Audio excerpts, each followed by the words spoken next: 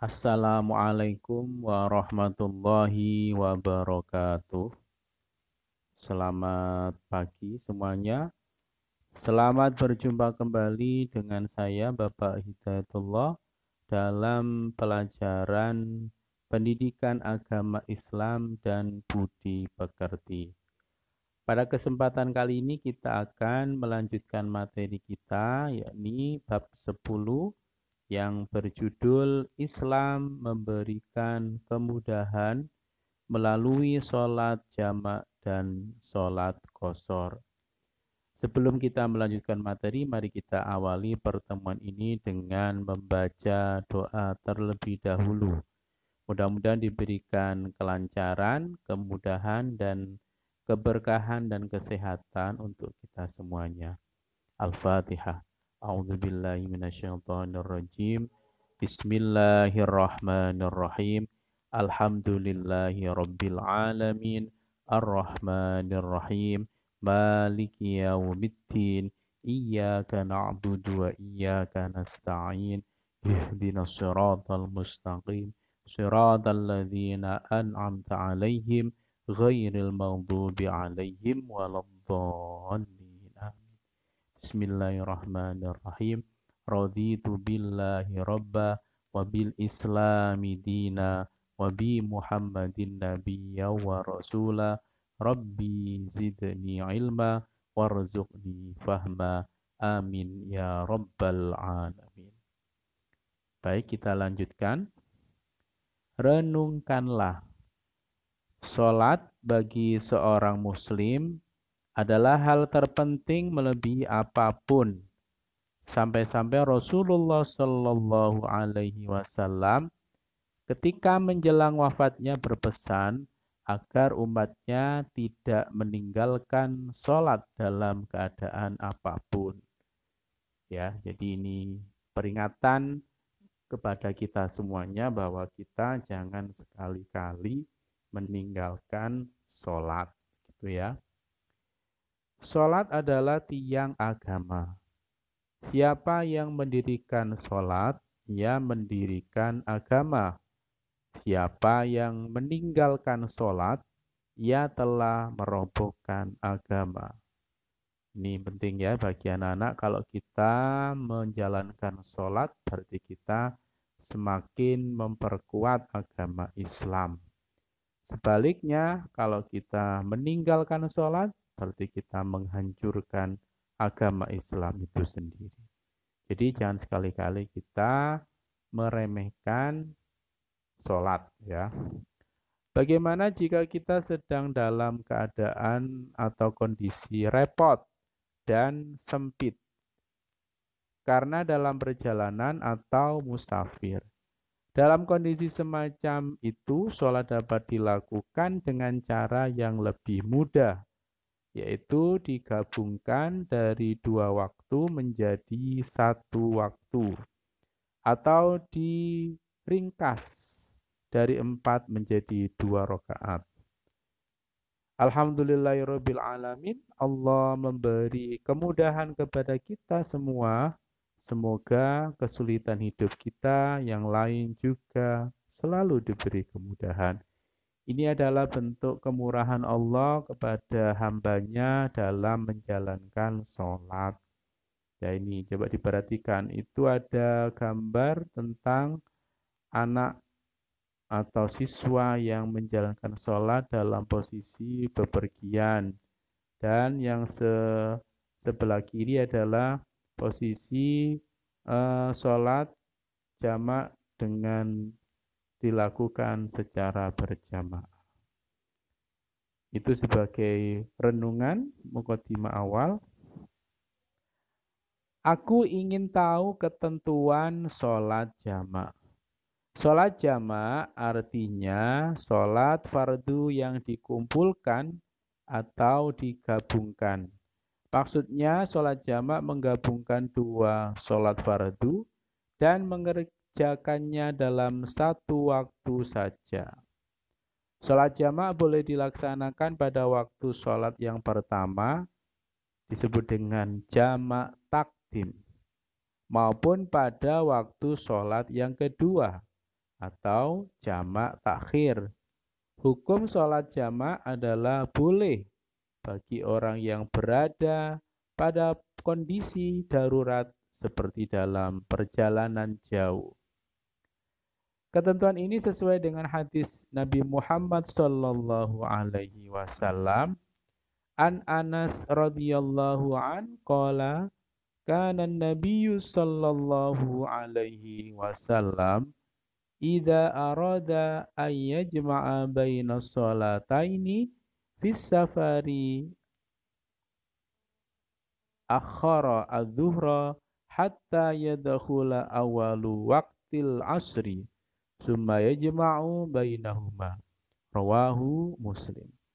Dari Anas radhiyallahu an ia berkata, apabila Nabi Muhammad sallallahu alaihi wasallam hendak menjamak antara dua sholat ketika dalam perjalanan, beliau mengakhirkan sholat zuhur sehingga awal waktu asar.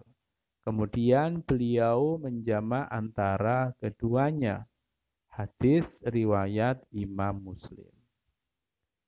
Yang pertama sekarang, sholat jamak takdim. Apa itu sholat jamak takdim? Yaitu sholat yang dilakukan dengan cara menggabungkan dua sholat fardu dan dilaksanakan pada waktu sholat fardu yang pertama. Contohnya, sholat zuhur dan sholat asar dilaksanakan pada waktu zuhur. Demikian juga sholat maghrib dan sholat isya dilaksanakan pada waktu maghrib. Cara pelaksanaan sholat jamak takdim adalah mendahulukan sholat fardu yang pertama, lalu sholat yang kedua, berniat jamak takdim, dan mengerjakannya berturut-turut, tidak boleh diselingi atau diselingi dengan perbuatan lain. Setelah selesai melaksanakan sholat zuhur, langsung melaksanakan sholat asar. Begitu juga setelah melaksanakan sholat maghrib, langsung melaksanakan sholat isya. Tidak sulit bukan? Ini adalah pengertian sholat jamak takdim. Jadi antara dua sholat itu digabung, dikerjakan pada waktu sholat yang pertama. Zuhur dengan asar berarti dikerjakan pada waktu zuhur. Selanjutnya sholat jamak takhir. Sholat jamak takhir adalah sholat yang dilakukan dengan cara menggabungkan dua sholat fardu dan dilaksanakan pada waktu yang kedua atau terakhir. Contoh, sholat zuhur dan sholat asar dilaksanakan pada waktu asar. Demikian juga sholat maghrib dan sholat isya dilaksanakan pada waktu isya. Dalam tata cara pelaksanaan sholat jamak takhir tidak disyaratkan harus mendahulukan sholat pertama. Boleh mendahulukan sholat pertama, baru melakukan sholat kedua, atau sebaliknya. Nah ini perbedaannya dengan sholat jamak takdim tadi. Kalau jamak takdim, sholat yang pertama harus dilaksanakan lebih dahulu. Tapi untuk jamak takhir tidak harus sholat yang terakhir didulukan, tetapi boleh juga melaksanakan sholat yang pertama. Jika kalian hendak melaksanakan sholat jamak takhir, berniatlah akan mengerjakan kedua sholat fardu itu dengan cara dijamak. Pelaksanaan dua sholat fardu tersebut dilakukan secara berturut-turut. Tidak boleh diselingi perbuatan lain. Seperti yang di awal tadi ya. Jadi setelah sholat pertama dilaksanakan, langsung diteruskan atau disambung dengan sholat yang kedua.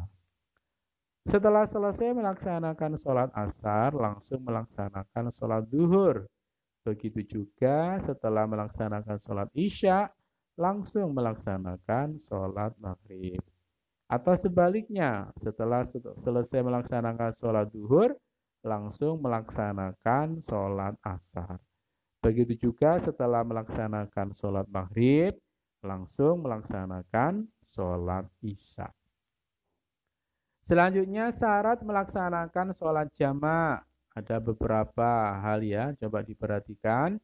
Yang pertama, satu, pada saat sedang melaksanakan atau melakukan perjalanan jauh, jarak tempuhnya tidak kurang dari 80,640 km. Jadi ini adalah jarak minimal. Kurang dari ini berarti tidak boleh menjalankan sholat secara jamak. Ya, kalau di Jogja berarti paling jauh minimal adalah mana? Jogja, Semarang. Kalau Jogja Solo tidak boleh. Kenapa? Karena Jogja Solo jaraknya kurang dari 80 km. Yang kedua adalah perjalanan yang dilakukan bertujuan baik, bukan untuk kejahatan dan maksiat. Jadi perjalanan musafirnya itu adalah tujuannya baik, bukan untuk berfoya-foya ataupun melakukan kemaksiatan. Yang ketiga, sakit atau dalam kesulitan. Sakit di sini adalah sakit yang tidak mungkin bolak-balik ke kamar mandi. Ya, kalau kena air biasanya tambah sakit ya, dia boleh melaksanakan sholat secara jamak. Atau dalam kesulitan, misalkan menunggu orang sakit yang parah, kalau tidak ditunggui nanti nggak ada orang kalau misalkan manggil-manggil. Dan ini boleh kalau misalkan harus 24 jam ada yang nunggu orang sakit. Yang keempat, sholat yang dijamak, sholat adain atau tunai, bukan sholat kodok. Jadi yang boleh dijamak adalah sholat-sholat yang ada atau yang tunai. Tidak mengkodok sholat. Yang kelima, berniat menjamak ketika pada saat takbiratul ihram. Gitu ya. Kita lanjutkan. Nah ini, aku ingin tahu ketentuan sholat qashar. Nah ini seperti apa ketentuan sholat qashar? Ini tadi kita bahas tentang sholat jamak. Ini kita akan bahas minggu depan tentang sholat qashar. Itu saja untuk pembahasan kali ini. Mudah-mudahan bermanfaat. Mari kita akhiri pertemuan ini dengan membaca doa kafaratul majlis. Subhanakallahumma wa bihamdika asyhadu an la ilaha illa anta astaghfiruka wa atubu ilaik.